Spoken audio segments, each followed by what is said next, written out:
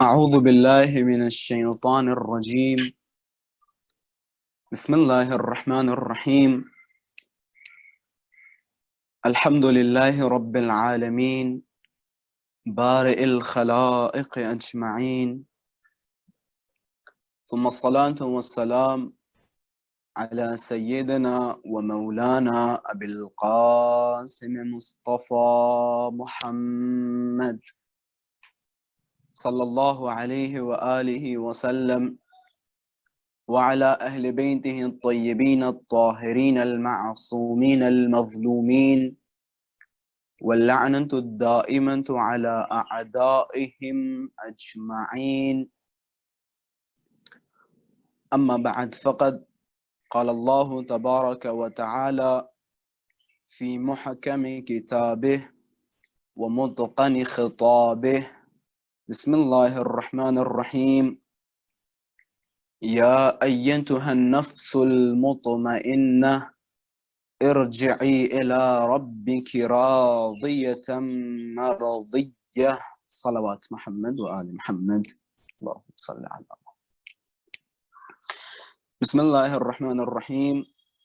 اللهم كن لوليك الحجة بن الحسن صلواتك عليه وعلى آبائه في هذه الساعة وفي كل الساعة وليا وحافظا وقائدا وناصرا ودليلا وعينا حتى تسكنه أرضك طوعا وتمتعه فيها طويلا برحمتك يا أرحم الراحمين.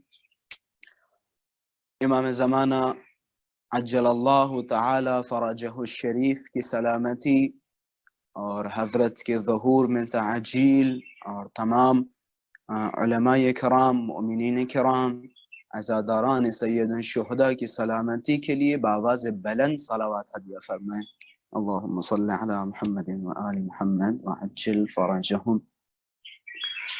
سب سے پہلے خداوند متعال کی بارگاہ میں دعا گو ہوں. پروردگارہ، ہم نے جو بھی ماہ محرم، ماہ عزا میں امام حسین علیہ السلام کے لیے مجالس برپا کی، جلوس برپا کی، ہیئتیں برپا کی، سینہ زنی کی اور نہاخانی کی، پروردگارہ ہماری ان تمام چھوٹی چھوٹی مختصر عبادات کو قبول فرما اور سیدہ سلام اللہ علیہا کو ہم سے راضی فرما.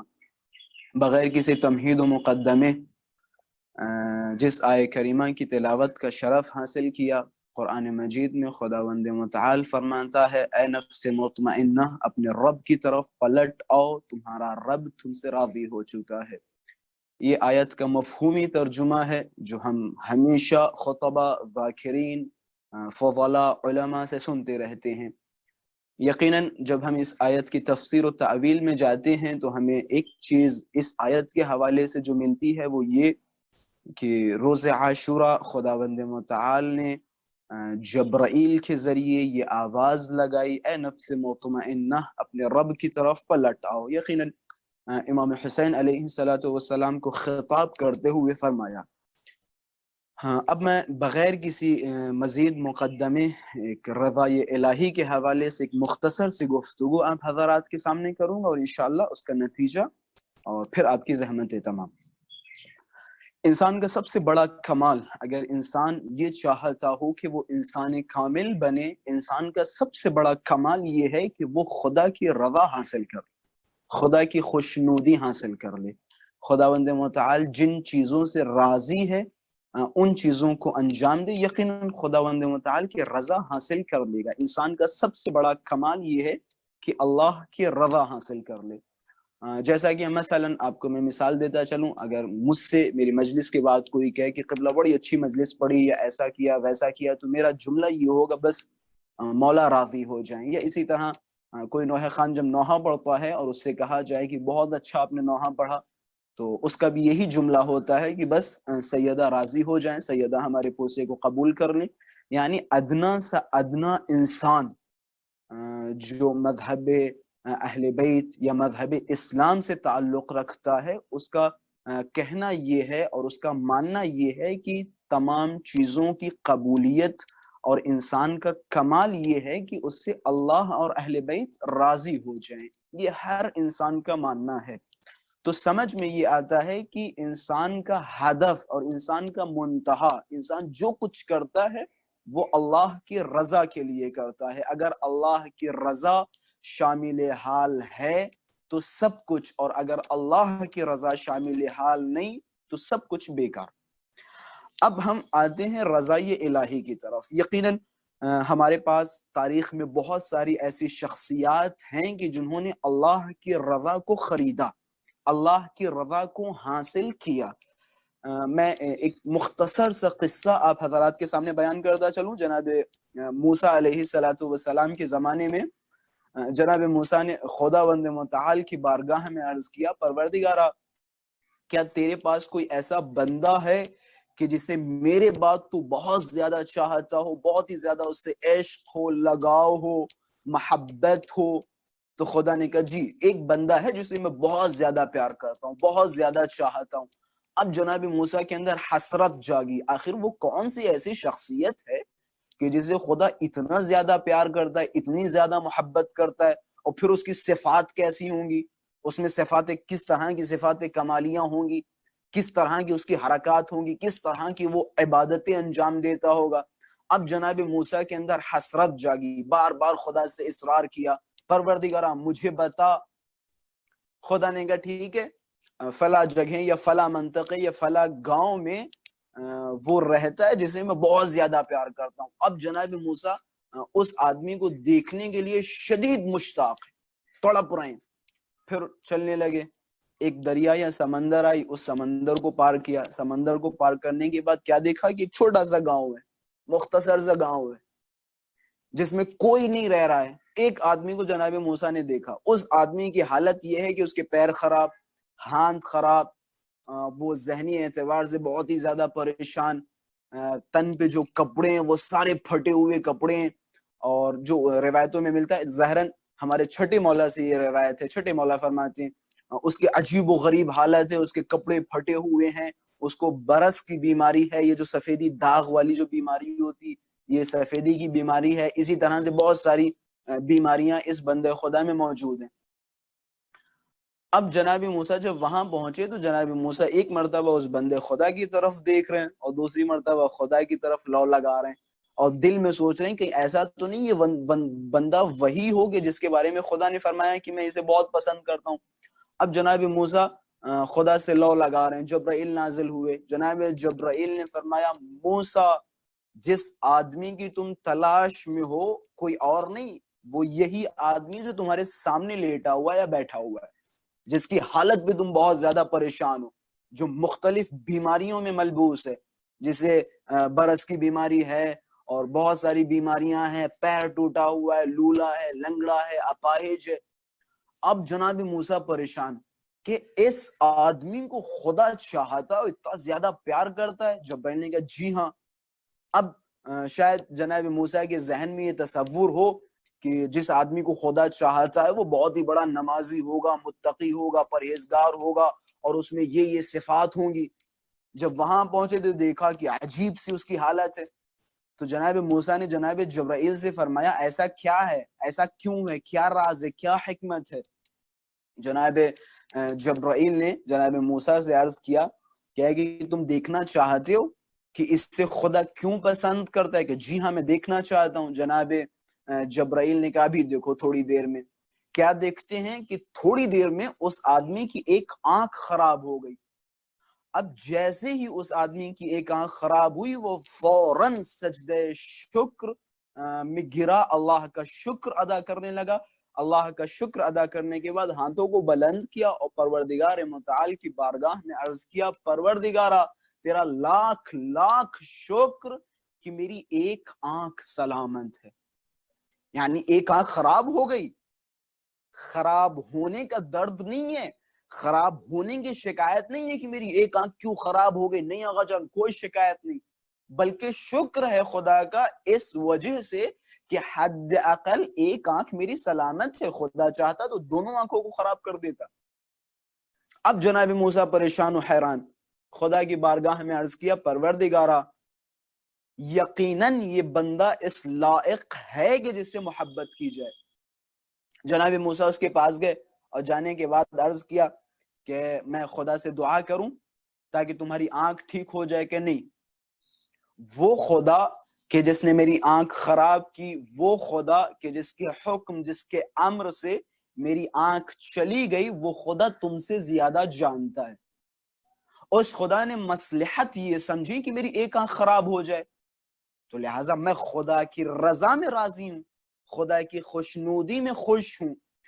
نتیجہ یہ نکلتا ہے کہ انسان کامل، اور اگر ہم اور آپ چاہتے ہیں کہ خدا ہم سے محبت کرے تو ہمارا سب سے بڑا فریضہ یہ ہے کہ ہم خدا کی رضا میں راضی ہوں۔ اب دیکھیں وہ انسان، وہ شخصیت جو خدا کی رضا میں راضی ہے، کہ جس نے خداوند متعال کی خوشنودی کے لیے، خدا کی رضا کے لیے تمام مصیبتیں اور تمام مشکلات کو برداشت کیا، تو خدا نے کتنا بلند مقام عطا کیا، اتنا بلند مقام عطا کیا کہ وقت کا نبی اس سے ملاقات کے لیے آ رہا ہے، وقت کا نبی، خدا وقت کے نبی کو بھیج رہا ہے یہ کہتے ہوئے کہ میں اس بندے کو بہت زیادہ پیار کرتا ہوں، بہت زیادہ عشق کرتا ہوں، بہت زیادہ چاہتا ہوں۔ تو نتیجہ یہ نکلتا ہے وہ انسان جو اپنی زندگی کے کچھ امور میں خدا کا شکر ادا کرے اور خدا کی رضا کے لیے کام کرے، تو اس کا مرتبہ یہ ہوتا ہے کہ خدا یہ کہتا ہے کہ یہ میرا دوست ہے، یہ میرا محب ہے، یہ میرا چاہنے والا ہے، میں اس سے عشق کرتا ہوں، محبت کرتا ہوں، پیار کرتا ہوں۔ اب ذرا ان شخصیات کے بارے میں سوچیں کہ جن شخصیات نے اپنا سب کچھ راہ خدا میں قربان کر دیا ہو۔ یقیناً آپ حضرات سمجھ رہے ہوں گے کہ میری منزل کس طرف ہے، میں کس طرف آپ حضرات کو لے جانا چاہتا ہوں۔ وہ انسان کی جس کے پاس کچھ چیزیں ہیں، اس نے راہ خدا میں قربان کی، خداوند متعال نے اپنی مرضی عطا کی اسے اور اس سے راضی ہو گیا، اپنی محبتوں سے نوازا۔ ذرا اس شخصیت کے بارے میں سوچیں کہ جس نے راہ خدا میں اپنا سب کچھ لٹا دیا ہو، سب کچھ قربان کر دیا ہو۔ یقیناً امام حسین کی ذات کے سوا کوئی اور ذات نہیں ہے جس نے جو کچھ تھا راہ خدا میں قربان کر دیا۔ میں نے شروع میں ایک جملہ کہا تھا کہ تاریخ میں کچھ ایسی شخصیتیں ہیں کہ جو اپنے اعمال، اپنے کارنامے کی وجہ سے خدا کی مرضی کو خرید لیتے ہیں، اور یقیناً میں نے یہ بھی بیان کیا تھا کہ انسان کامل وہی ہے جو اللہ کی مرضی کو خرید لے، اور اللہ کی مرضی کو خریدنا کوئی نئی بات نہیں ہے۔ اگر میں کہہ رہا ہوں کہ امام حسین نے کربلا کے میدان میں خدا کی مرضی کو خرید لیا، تو اس جملے پہ بالکل تعجب نہ کریں، قرآن کی سیدھی سیدھی آیت ہے۔ قرآن مجید میں جائیں، میں دکھا رہا ہوں کہ کس طرح کی امام حسین کے پاس مرضی ہونا چاہیے اور کس طرح بقیہ اہل بیت علیہم السلام کے پاس۔ قرآن کی طرف رجوع کریں، آپ امیر المؤمنین علیہ السلام کے قصے کی طرف رجوع کریں۔ رسول اللہ کی جان خطرے میں تھی، دین نہیں، اللہ نہیں، رسول اللہ، وہ کہ جو دین خدا کو لوگوں تک پہنچا رہا ہے، اس کی جان خطرے میں تھی۔ اپنے بستر پہ علی کو سلا دیا۔ علی بستر رسالت پہ لیٹے، کس غرض سے؟ اس غرض سے کہ رسول اللہ پہ کوئی آنچ نہ آئے، رسول کو کوئی اذیت نہ ہو۔ رسول کی اذیتوں کے مقابلے میں، رسول کی اذیتوں کو سہنے کے لیے اپنے آپ کو رسالت پہ فدا کیا امیر المؤمنین علیہ السلام نے۔ اب جب امیر المؤمنین بستر رسالت پہ لیٹ گئے، بعض لوگ مارنے کے لیے آئے۔ اب جب وہاں پہنچے تو دیکھا وہاں رسول اللہ ہے ہی نہیں، علی کی ذات ہے۔ اب وہ الگ بات ہے، مولا علی کی ہیبت اور جلال اور دبدبہ، وہ لوگ واپس چلے گئے۔ قرآن مجید میں خداوند متعال نے ارشاد فرمایا وَمِنَ النَّاسِ، اور لوگوں میں سے وہ لوگ جو اللہ کی مرضی کو خرید لیتے۔ خوب قرآن مجید کی سیدھی سیدھی آیت ہے یا نہیں؟ یعنی لوگوں میں سے کچھ ایسے بھی لوگ ہیں جو اپنے کارناموں کے ذریعے سے، اپنے اعمال کے ذریعے سے اللہ کی رضا کو خرید لیتے ہیں۔ اب امیر المؤمنین علیہ السلام کے جنہوں نے اپنی جان خطرے میں ڈال کے اللہ کی رضا خرید لی، جبکہ امیر المؤمنین سلامت ہیں، امیر المؤمنین کو کسی نے ہاتھ نہیں لگایا، امیر المؤمنین علیہ السلام کو کسی نے مارا نہیں، امیر المؤمنین علیہ السلام کو کسی نے پریشان نہیں کیا۔ وہ آئے، چادر اٹھائی، کیا دیکھا؟ علی کی ذات ہے، واپس چلے گئے۔ خدا نے کیا فرمایا کہ ہم نے اپنی مرضی دے دی ہے، علی نے میری مرضی خرید لی ہے۔ اب نکتہ آپ حضرات کے سامنے ذات علی کے جس نے صرف اپنی جان خطرے میں ڈالی، یا میں الفاظ کو بدل کے آپ حضرات کے سامنے بیان کروں، ذات علی کے جس نے اپنی جان خطرے میں ڈالنے کا ارادہ کیا رسول اللہ کی محافظت کی غرض سے، تو خداوند متعال نے کیا فرمایا کہ لوگوں میں سے وہ لوگ جو اللہ کی رضا کو خرید لیتے ہیں اپنی جانیں خطرے میں ڈال کے، ذرا مجھے آپ بتائیں، انصاف کریں، وہ علی کہ جس نے اپنی جان خطرے میں ڈالی ہو، خدا نے اپنی مرضی عطا کر دی، اس شخصیت کے بارے میں کیا کہیں گے کہ جس نے راہ خدا میں اپنا کنبہ لٹا دیا ہو؟ اس کے بارے میں کیا کہیں گے کہ جس نے راہ خدا میں اپنی جان قربان کر دی ہو؟ اس کے بارے میں کیا کہیں گے کہ جس نے راہ خدا میں اپنے ننھے ننھے بچوں کو قربان کر دیا ہو؟ اس کے بارے میں کیا کہیں گے کہ جس نے راہ خدا میں جواں علی اکبر کو قربان کر دیا ہو، اپنے جواں بیٹوں کو قربان کر دیا ہو، جواں بھائیوں کو قربان کر دیا ہو؟ اس سے بھی زیادہ کہ جس نے اپنی گھر کی مستورات کے پردے کو قربان کر دیا ہو خدا کے دین پہ؟ اب ذرا مجھے بتائیں خدا ان شخصیات کو کس طرح کی مرضی عطا کرے گا؟ یہ جو میں مقدمہ بنا رہا ہوں یہ اس لیے بنا رہا ہوں کہ فی الحال اس دور میں بہت آسان ہے یہ کہنا کہ ہم کیا خطبہ پڑھتے ہوئے چلے جا رہے ہیں، وہ ذاکرین کیا سے کیا پڑھتے چلے جا رہے ہیں، اور کہتے ہیں بھیا جو ایک آنسو رو لے، جو امام حسین پہ ایک آنسو بہا لے وہ جنتیں بیچ کے جا رہے ہیں، جو بھی امام حسین پہ عزاداری کر لے وہ جنتوں کی ضمانتیں دے کے جا رہے ہیں، جو بھی امام حسین کے لیے ماتم کر لے اس کے گناہ بخشوا کے چلے جا رہے ہیں۔ اغجن یہ ہم نہیں کہتے، اگر ہم اپنی طرف سے کہہ رہے ہیں یا ہم جیسے علماء اپنی طرف سے کہہ رہے ہیں فعلیہم اللعنۃ والعذاب، خدا کی لعنت ہو ان پر، خدا کا عذاب نازل ہو ان پر، کوئی ہم اپنی طرف سے نہیں کہہ رہے، اہل بیت فرما رہے ہیں، معصومین علیہم الصلوۃ والسلام فرما رہے ہیں۔ ذرا احادیث کی کتب کی طرف رجوع کریں، دیکھیں کیا مرتبہ ہے، کیا عظمت ہے امام حسین کی۔ امام حسین نے جو کچھ مولا کے پاس تھا سب کچھ دے دیا راہ خدا میں، خداوند متعال نے اپنی مرضی عطا کی ہے۔ میں اسی کو سمجھانے کے لیے ایک مختصر سا قصہ آپ حضرات کے سامنے بیان کرتا چلوں۔ ظاہراً بعض علماء سے میں نے سنا ہے جنہوں نے کسی عالم کی طرف اس قصے کو منسوب کیا ہے، خلاصہ عالم کی طرف ہو یا نہ ہو، بعنوان قصہ آپ حضرات کے سامنے نتیجے کے لیے بیان کر رہا ہوں۔ ملتا ہے کہ ایک بادشاہ جنگل میں شکار کی غرض سے گیا ہوا تھا، شکار کرتے کرتے اس کے ساتھ بہت سارے سپاہی تھے، شکار کرتے کرتے وہ بادشاہ گم ہو گیا۔ جب یہ بادشاہ گم ہو گیا اپنے سپاہیوں سے تو یہ پریشان ہو گیا، بھوک و پیاس کی وجہ سے شدید پریشان تھا، کبھی اس طرف جا رہا ہے کبھی اس طرف جا رہا ہے، کچھ اسے نہیں ملا، نہ کھانے کے لیے کچھ ملا نہ پانی۔ اب جب یہ آخری اسٹیج پہ پہنچ گیا یعنی مرنے والا تھا، اسے دور سے خیمہ نظر آیا۔ اب جب اسے ایک خیمہ نظر آیا تو اس خیمے میں پہنچا تو کیا دیکھا، وہاں ایک بڑھیا ہے کہ جس کے پاس صرف ایک بکری تھی، جس کے ذریعے سے بڑھیا کھاتی بھی تھی اور پیتی بھی تھی، ظاہر سی بات ہے اس کے دودھ کے ذریعے سے اس کی پوری زندگی بسر ہوتی تھی۔ صرف ایک بکری، یعنی اس کے پاس پوری زندگی کا اثاثہ صرف ایک بکری تھی۔ جب یہ بادشاہ اس بڑھیا کے پاس پہنچا تو اس بڑھیا نے اس بکری کو ذبح کیا اور ذبح کرنے کے بعد بادشاہ کے سامنے پیش کر دیا کہ بسم اللہ۔ بادشاہ نے اس کے گوشت کو کھا لیا۔ کھانے کے بعد وہاں سے جب چلا، میں مختصر کر کے قصہ بیان کر رہا ہوں، وہاں سے چلا تو اس نے اپنی انگوٹھی اتاری اور اس بڑھیا کو دے دی، کہ ہماری سلطنت میں آپ آئیے گا تو ہم جو بھی آپ کو چاہیے گا ہم آپ کو عطا کریں گے، دیں گے۔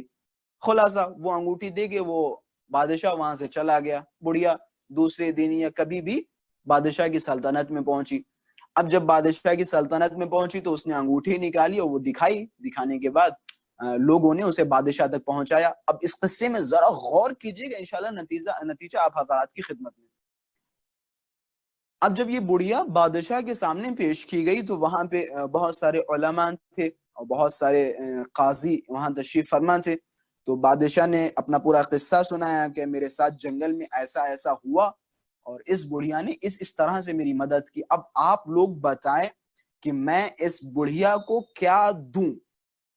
اب وہاں پہ بیٹھے ہر انسان نے اپنی اپنی رائے بیان کرنا شروع کی۔ کسی نے کہا کہ بھائی اسے اتنا کھیت دے دیں، کسی نے کہا آپ اسے اتنی جائیداد دے دیں، کسی نے کہا آپ فلاں فلاں فلاں فلاں، یہ تمام چیزیں بیان کرتے رہے۔ اسی مجمع میں انہی قاضیوں کے درمیان ایک بہت ہی منصف شخصیت بیٹھی ہوئی تھی، بہت ہی صاحب انصاف. بادشاہ کی طرف خطاب کیا کہ بادشاہ سلامت ذرا قصے کو دوبارہ بیان کریں. دوبارہ بیان کیا، سنایا. جب قصے کو دوبارہ سنایا تو اس منصف اور صاحب انصاف شخصیت نے بادشاہ کی طرف خطاب کیا اور فرمایا بادشاہ سلامت ذرا قصے میں غور کیجئے کہ وہ کیسا کہ بڑھیا کے پاس جو کچھ تھا، زندگی کا اثاثہ ایک بکری تھی، اس کے سوا اس کے پاس کچھ نہیں تھا، اسی کے ذریعے اس کی زندگی بسر ہوتی تھی. ذرا غور کریں، بڑھیا کے پاس جو کچھ تھا اس نے آپ پہ قربان کر دیا، آپ کو دے دیا. اب انصاف کا تقاضا یہ ہے، فرض یہ بنتا ہے کہ جو کچھ بڑھیا کے پاس تھا اس نے آپ کو دے دیا. اب آپ کا فریضہ یہ ہے کہ جو کچھ آپ کے پاس ہو وہ اس بڑھیا کو دے دے. یہ انصاف ہے. جو کچھ اس کے پاس تھا اس نے آپ کو دے دیا، اب جو کچھ آپ کے پاس ہے وہ آپ اس بڑھیا کو دیں. یہ انصاف کا تقاضا ہے. اب بادشاہ پریشان. بادشاہ نے کہا یقیناً حق یہی بنتا ہے. تو خلاصہ یہ قصہ سنانے کا میرا کوئی خاص مقصد نہیں، صرف نتیجہ مقصد ہے. اب آئیے کربلا کی طرف. یہ جو بڑی آسانی سے ہم کہتے ہیں اما کس طرح سے خدا اپنی مرضی عطا کر دے گا، کس طرح ممکن ہے اور کیسے ممکن ہے روز محشر امام حسین جس کو چاہیں بخشوا دیں، امام حسین کی جو مرضی کریں، جس کا ہاتھ پکڑ کے جنت میں، جس کا ہاتھ پکڑ کے جہنم میں، کیسے ممکن ہے؟ ان کے لیے میں نے یہ قصہ مختصر کر کے بیان کیا. ذرا غور کریں، جو کچھ بڑھیا کے پاس تھا راہ خدا میں قربان کر دیا. خداوند متعال نے جو کچھ اس بڑھیا کے پاس تھا بادشاہ پہ قربان کر دیا. بادشاہ کے پاس جو کچھ ہے حق یہ بنتا ہے کہ بادشاہ اسے عطا کرے. اب آتے امام حسین کے قصے میں. امام حسین کے پاس روز عاشورہ جو کچھ تھا، جو کچھ تھا، جو کچھ اثاثہ تھا امام حسین کے. حتیٰ امام حسین، میں مصائب کی طرف نہیں جا رہا ہوں، حتیٰ امام حسین علیہ السلام جو لباس پہنے تھے وہ لباس بھی غارت کر لیا گیا. امام کے ہاتھوں میں جو انگوٹھی تھی وہ انگوٹھی تک غارت کر لی گئی. امام حسین کے پاس جو تلوار تھی تلوار غارت کر لی گئی. امام حسین کے پاس جو حیوان جانور تھے، گھوڑے، زلجنے، یہ سارے غارت کر لیے گئے. جو کچھ امام حسین کے پاس تھا امام حسین نے راہ خدا میں قربان کر دیا. اب خدا نے اس کے بدلے امام حسین کو اپنی پوری مرضی عطا کی ہے، اور یقیناً مرضی سے بڑی دنیا میں کوئی شے نہیں ہے. خدا کی مرضی سے بڑی دنیا میں کوئی شے نہیں، دنیا و آخرت میں کوئی شے نہیں. سب سے بڑی شے اگر خدا کسی بندے پہ اپنا کرم اور فضل کرتا ہے تو اسے اپنی مرضی سے نوازتا ہے. امام حسین کے پاس جو کچھ تھا امام حسین نے قربان کر دیا. خدا نے اپنی مرضی سے نوازا ہے. مل جل کے آل محمد علیہ السلام پر صلوات پڑھیں. محمد وآل اللہم صلی اللہ. تو خلاصہ کلام امام حسین علیہ السلام نے خدا کی مرضی خرید لی ہے. میں نے جیسا کہ قرآن کی آیت بھی آپ حضرات کے سامنے بیان کی کہ کس طرح سے امام حسین نے، کس طرح سے امیر المؤمنین نے مرضی خدا کو خریدا، اسی طرح امام حسین نے بھی اللہ کی مرضی کو خریدا ہے. اور یہ جو آج ہم چھوٹے چھوٹے اشکالات کرنے لگتے ہیں کہ وہ فلاں صاحب بھائی کیسے ممکن ہے ایسا ہو جائے، کیسے ممکن ہے ایسا ہو جائے، نہیں آغا جان، امام حسین علیہ السلام کا قصہ الگ ہے، امام حسین کا قضیہ الگ ہے، بالکل الگ قصہ ہے، بالکل الگ قضیہ ہے. میں ایک جگہ گیا ہمارے دلی میں ہی، تو کچھ برادران میرے پاس آئے کہ قبلہ یہ کیسے ممکن ہے، ہم جو ہے جو ماتم کرتے ہیں، مجلسیں کرتے ہیں، یہ بالکل عقل کے خلاف ہے، شعور کے خلاف ہے، ادراک کے خلاف ہے. ہم بہت ہی ایجوکیٹڈ لوگ ہیں، پڑھے لکھے لوگ ہیں، ہمیں یہ چیزیں سمجھ نہیں آتی. میں نے کہا کون سی بات ہے؟ کہ قبلہ وہ کتنی تیز تیز یہ لوگ سینوں پہ ہاتھ مار رہے ہیں، کتنی تیز تیز گریا کر رہے ہیں، اور کتنا چلا چلا کے رو رہے ہیں، روتے وقت ہی اپنے گالوں پہ تماچے مار لیتے. بالکل عقل کے خلاف ہے. میں نے کہا کیوں؟ کہ ذرا آپ سوچیں، غور کریں، اگر ہمارے گھر پہ کوئی مر جائے تو کیا ہم اس طرح سے گریا کرتے ہیں؟ کیا ہم اس طرح سے روتے ہیں؟ میں نے کہا بات تو صحیح ہے، ہم تو اس طرح سے نہیں روتے ہیں، لیکن آپ کی خدمت میں ہمارا سوال ہے، خدا نے کیا شعور آپ کو بخشا ہے، کیا ادراک عطا کیا ہے، کیا فہم عطا کیا ہے؟ تم نے اپنے نجس جوان اور جناب علی اکبر کو برابر سمجھا، تم نے اپنے نجس بچے اور جناب علی اصغر کو برابر سمجھا ہے۔ امام حسین کا قصہ الگ ہے، امام حسین کا قضیہ الگ ہے۔ بڑا خوبصورت جملہ جو الحمدللہ میری زندگی کا شرف یہ ہے کہ اس جملے کو میں نے ہزاروں مرتبہ ممبر سے پڑھا ہوگا۔ بڑا خوبصورت جملہ ہے، ان اللہ تبارک و تعالی يعامل مع قضیت الحسین معاملہ استثنائیہ۔ خدا امام حسین کے اس قصے کے ساتھ، امام حسین کے اس قضیے کے ساتھ ایک جدا معاملہ کرے گا، ایک جدا ڈیل کرے گا۔ جدا معاملہ یعنی کیا؟ جدا ڈیل یعنی کیا؟ جب امام حسین کا میٹر ہوگا تو اس میٹر میں خدا ایک جدا ڈیل کرے گا۔ یعنی کیسے؟ میں آپ کو کچھ مثالیں دیتا چلوں، آپ کو یہ جدا ڈیل کے بارے میں سمجھ آ جائے گا انشاءاللہ۔ خاک شفا، مٹی، امیر المؤمنین محترم، سب سے بافضیلت شخصیت اہل بیت میں، جن کے فضائل و کمالات بہت زیادہ ہیں۔ ہر شے کا باب ہے، دروازہ، علم کا دروازہ، حکمت کا دروازہ، بیان کا دروازہ، خطابت کا دروازہ، فضل کا دروازہ، کرم کا دروازہ، جود کا دروازہ، سخا کا دروازہ، ہر شے کا دروازہ امیر المؤمنین کی ذات ہے۔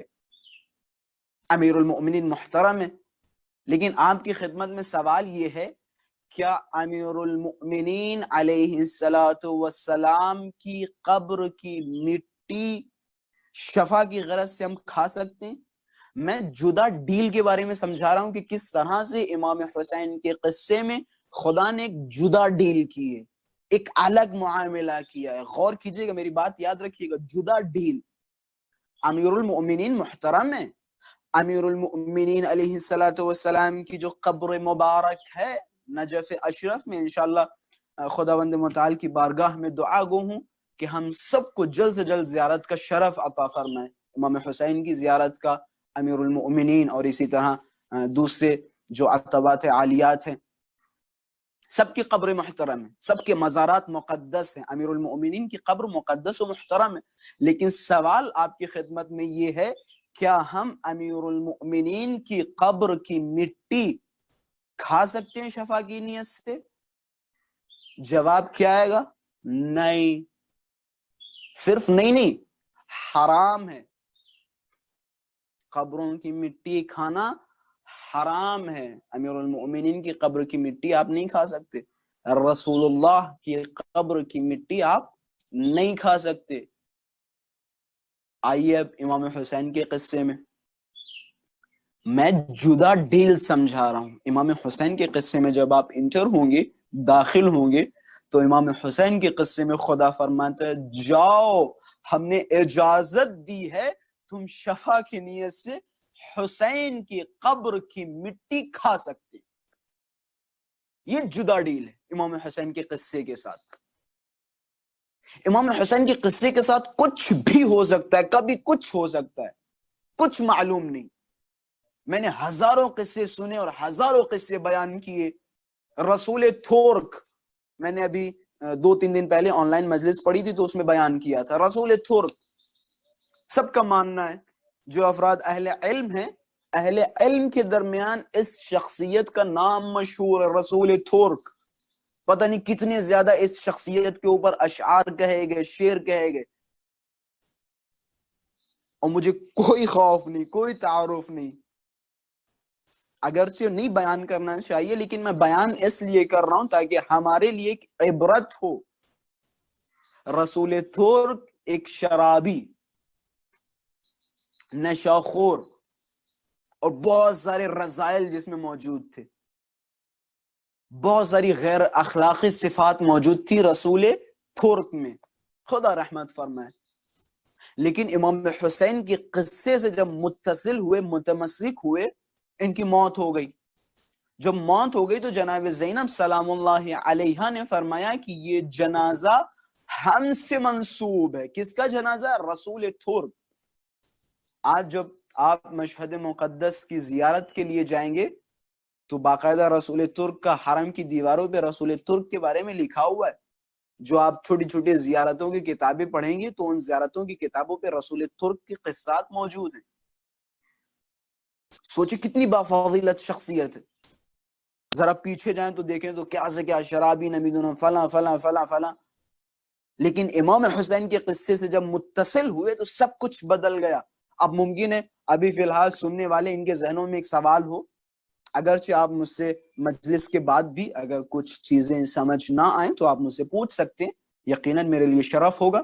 لیکن بعض میں اس کے حوالے سے بیان کرتا چلوں. ممکن ہے ابھی فی الحال سوال آتا ہو خوب کیسے ممکن ہے وہ اتنا بڑا شرابی نمیدن فلاں فلاں فلاں فلاں, اور اسے خدا نے معاف کر دیا. اور جناب زینب سلام اللہ علیہا نے فرمایا کہ یہ مجھ سے منسوب ہے. میں اس کے لیے ایک جملہ کہتا چلوں اور آپ کی زحمت ہے تمام. کیا رسول ترک یا ہم اور آپ یا ہم جیسے گنہگار ان سب کے گناہ حر کے گناہ سے بڑے ہیں؟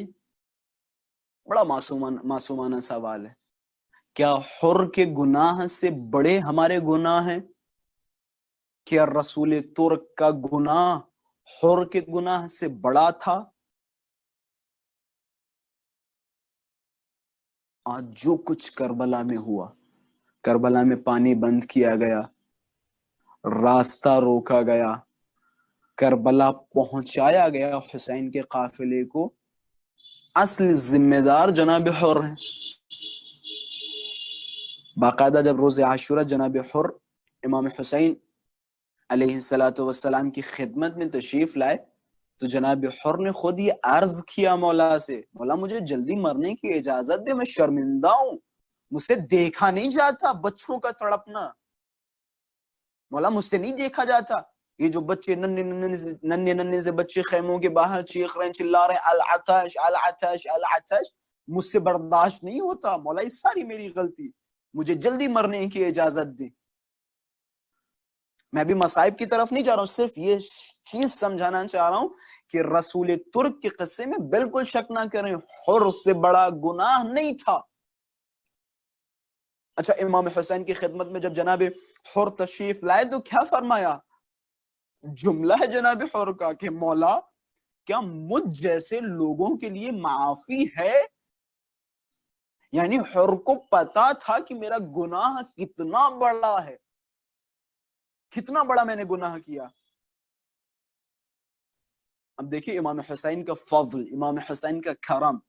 امام حسین نے حر کو کلیجے سے لگایا, سینے سے لگایا کہ حر تم دنیا میں بھی آزاد ہو, آخرت میں بھی آزاد ہو. امام حسین نے معاف کر دیا. امام حسین کا قصہ الگ ہے,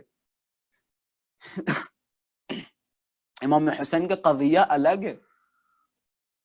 اہل بیت علیہ الصلوۃ والسلام فرماتے ہیں, بڑی خوبصورت حدیث ہے, میں بارہا یہ جملہ کہتا رہتا ہوں, جب بھی یہ حدیث میں نے کسی کو سنائی یا کہیں بیان کی تو میں نے یہ جملہ کہا ہے, کیونکہ ہمارے یہاں بعض روایتیں اہل بیت علیہ الصلوۃ والسلام سے نقل ہوئی ہیں کہ جن میں اہل بیت وہ روایت بیان کرنے کے بعد فرماتے ہیں کہ اس روایت کو یا اس حدیث کو سونے کے پانی سے لکھا جانا چاہیے, یا اس لائق ہے کہ اسے سونے کے پانی سے لکھا جائے. تو میں جو حدیث آپ حضرات کے سامنے سنا رہا ہوں, یقیناً یہ وہ حدیث ہے کہ جسے سونے کے پانی سے لکھا جائے تب بھی اس حدیث کی عظمت کا, سونے کے پانی سے لکھی جانے والی حدیث ہے. ظاہراً پانچویں امام یا چھٹے امام فرماتے ہیں, امام حسین علیہ الصلوۃ والسلام کے حوالے سے فرماتے ہیں, نحنو کلنا سفن النجا, ہم جتنے اہل بیت ہیں ہم سارے کے سارے, میں استثناءات کے حوالے سے بیان کر رہا ہوں, جدا ڈیل کے حوالے سے بیان کر رہا ہوں کہ کس طرح سے امام حسین کا قصہ بالکل الگ ہے. حضرات فرماتے ہیں ہم سب نجات کی کشتی ہیں, سفینہ نجات, ہم سب نجات کی کشتی ہیں. ولیکن سفینۃ جدی الحسین اسرع, ہم سارے کے سارے اہل بیت نجات کی کشتی ہیں, سفینہ نجات ہیں, لیکن میرے جد حسین کا سفینہ, میرے جد حسین کی کشتی ہم سب اہل بیت کی کشتیوں سے تیز ہیں. نہیں سمجھ سکتے, درک نہیں کر سکتی عقلیں. مولا فرماتے, معصوم فرماتے, ہم سارے کے سارے نجات کی کشتی ہیں. یعنی علی بھی نجات کی کشتی ہیں, حسن بھی نجات کی کشتی ہیں, امام سجاد علیہم الصلوۃ والسلام, تمام اہل بیت نجات کی کشتی ہیں. ولیکن سفینۃ جدی الحسین اسرع, لیکن میرے جد حسین کی کشتی ہم تمام اہل بیت کی کشتیوں سے تیز ہے. میں نے کیا کہا تھا؟ جدا ڈیل. خاک شفا آپ نے سنا, یہ جدا ڈیل یہ ہے. خب اہل بیت سارے برابر. پھر معصوم کیوں فرما رہے ہیں کہ ہم سارے کے سارے نجات کی کشتی ہیں لیکن میرے جد حسین کی کشتی تیز ہے؟ یعنی کیا؟ یعنی امام حسین کی بارگاہ میں مغفرت زیادہ ہے, عشق زیادہ ہے, محبت زیادہ ہے, بخشش زیادہ ہے.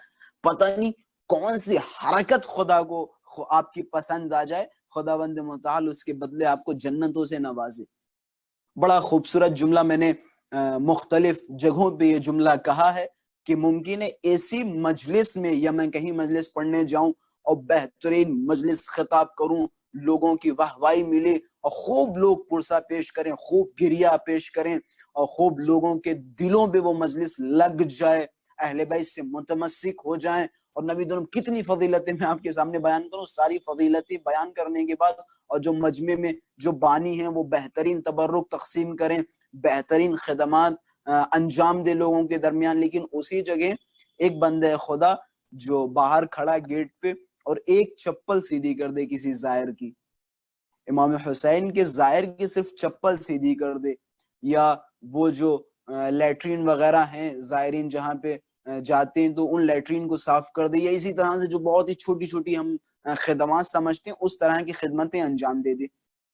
ممکن ہے, میرے جملے پہ غور کرے, ممکن ہے روز محشر اسی مجلس کا جو سب سے بڑا حصہ تھا, وہ مثلا میں مولانا خطیب ذاکر, مجھے خدا کہ تم اس لائن میں کھڑے ہو, اور وہ آدمی کے جس نے صرف ایک چپل سیدھی کی تھی, وہ آدمی کے جس نے اتنی ذرہ برابر یا حسینیہ میں جھاڑو لگائی تھی, یہ پونچھا لگایا تھا, یہ ممبر صاف کیا تھا, فین صاف کیے تھے, دیواریں صاف کی تھی, خدا اسے دوسری لائن میں کھڑا کرے اور بعد میں ہمیں پتا چلے کہ اس لائن کا ثواب کم ہے اور اس لائن کا ثواب زیادہ ہے.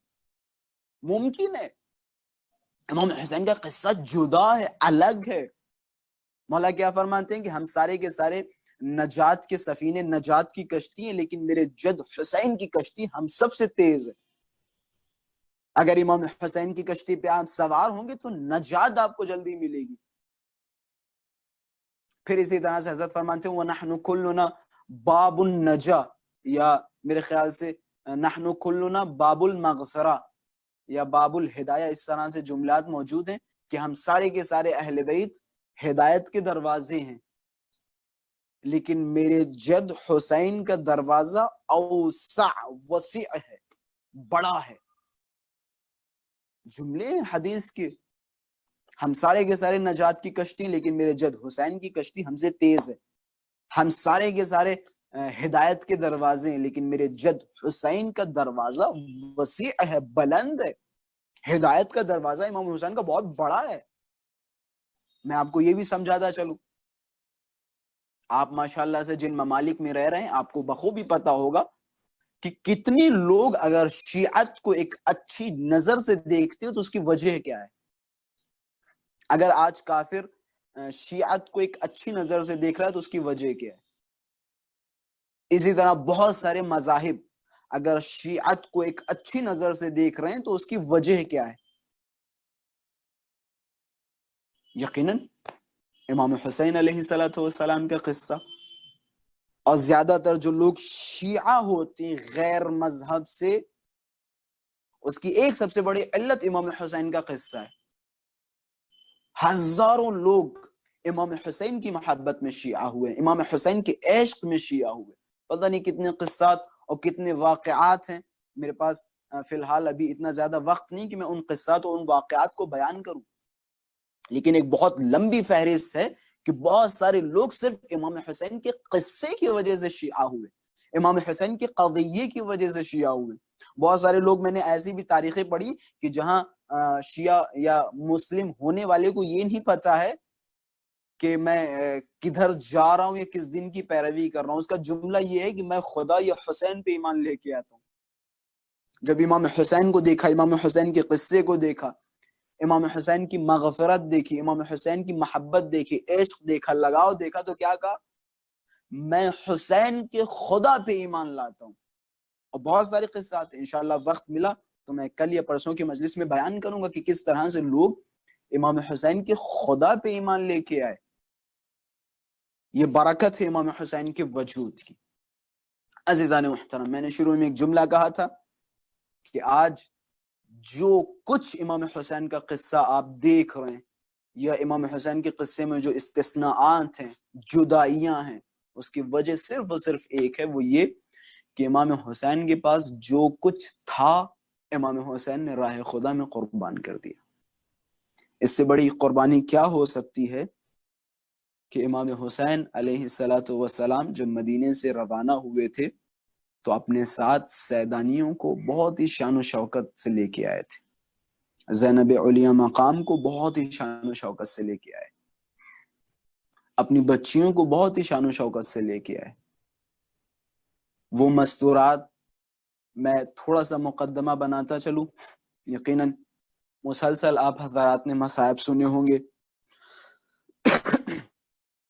معذرت چاہتا ہوں، مسلسل آپ حضرات نے مصائب سنے، مسلسل امام حسین علیہ السلام کی خدمت میں پرسہ پیش کیا، مسلسل سیدہ کو پرسہ و دلاسا پیش کیا.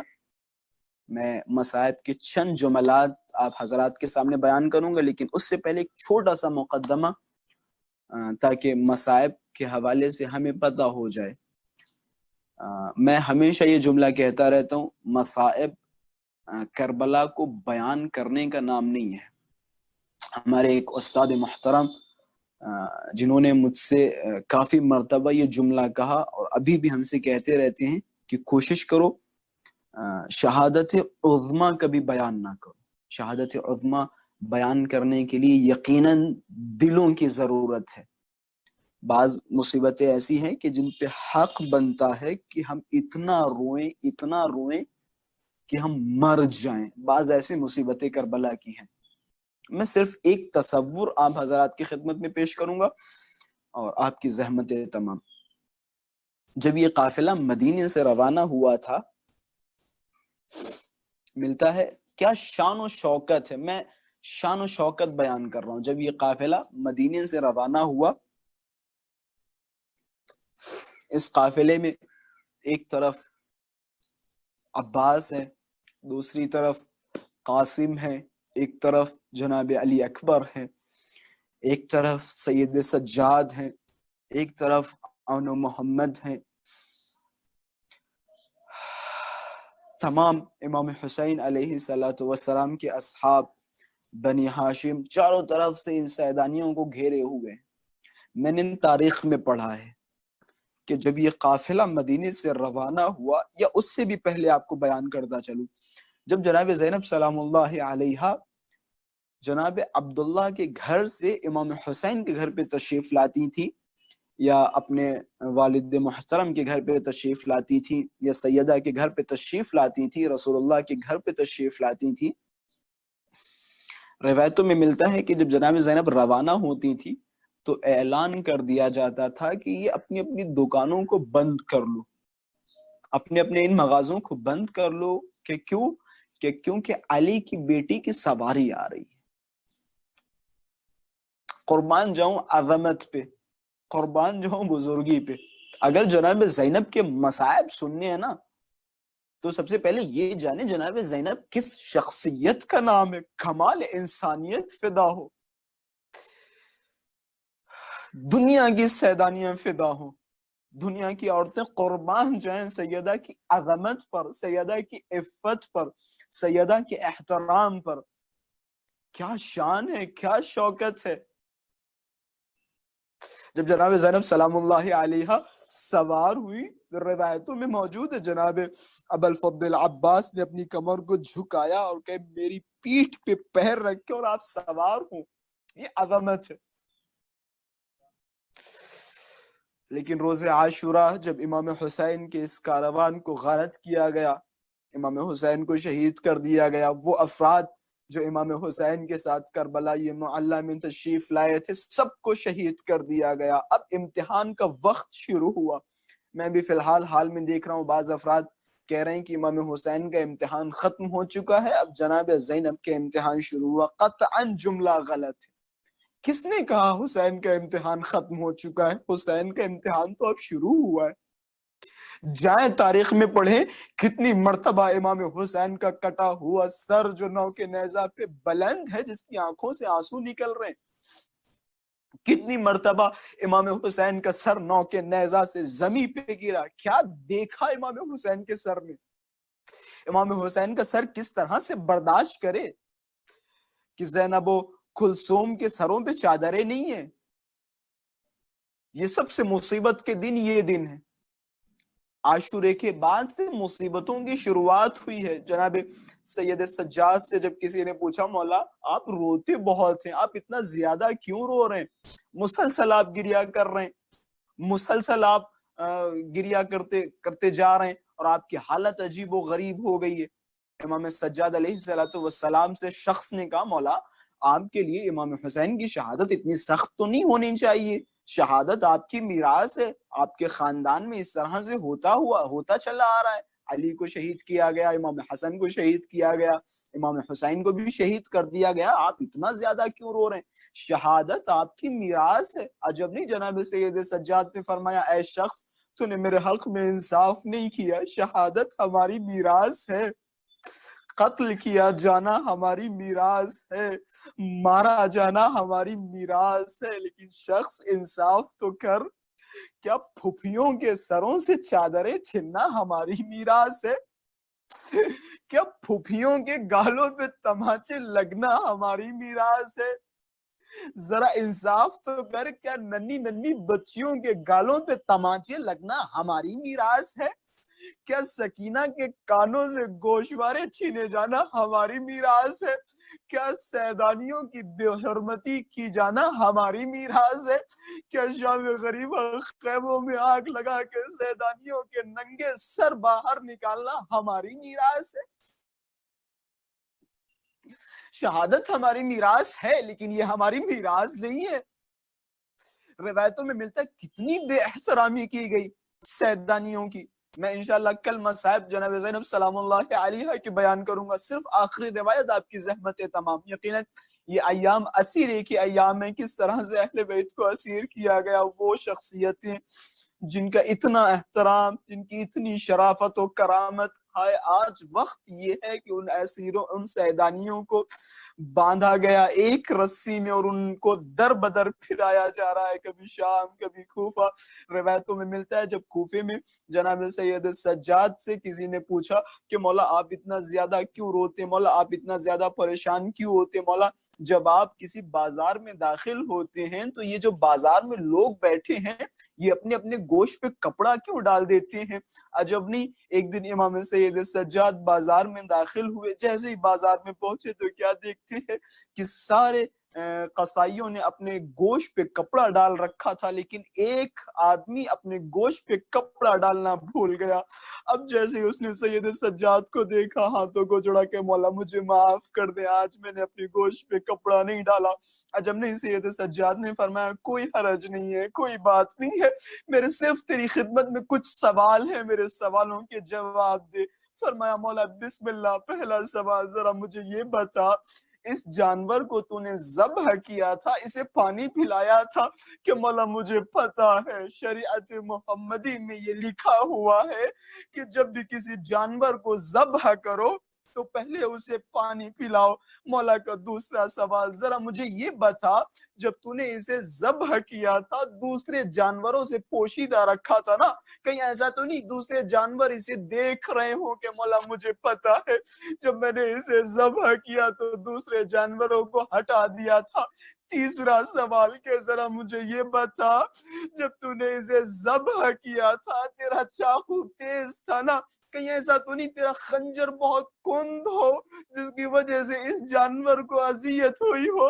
کہ مولا مجھے پتا تھا میرا چاقو تیز تھا، بس اتنا سننا تھا مولا تڑپ کے زمین پہ گرے، بلند ہوئے، کربلا کا رخ کیا کہ بابا یہ کیسے مسلمان تھے، کربلا میں آپ کو ذبح کیا، ایک قطرہ پانی نہ دیا۔ بابا جب آپ کو ذبح کیا تو میری پھوپھی زینب کھڑی دیکھ رہی تھی۔ بابا جب آپ کو ذبح کیا میں نے دیکھا وَشِمْرُ جالس علی صدر، شمر حسین کے سینے پہ بیٹھا ہوا تھا۔ بابا شمر آپ کے سینے پہ بیٹھا ہوا تھا اور خنجر سے آپ کی گردن کو ذبح کر رہا تھا۔ خنجر اتنا کند تھا۔ واہ حسینہ واہ حسین۔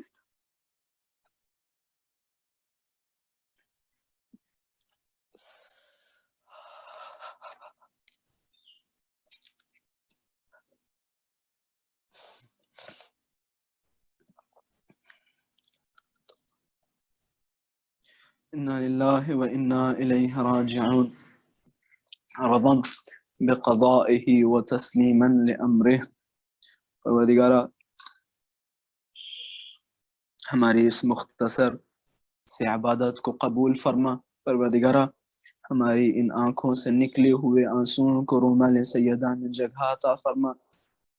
پروردگارہ ہم میں سے جو بھی پریشان حال ہوں ان کی پریشانیوں کو دور فرما۔ پروردگارہ جو مومنین مجالس میں شرکت کر رہے ہیں یا وہ مومنین جو شرکت نہیں کر پا رہے ہیں، پروردگارہ ان کی جو بھی خواہشات ہیں، جو بھی تمنائیں ہیں، بحق امام حسین علیہ السلام ان کی خواہشات اور ان کی تمناؤں کو پورا فرما۔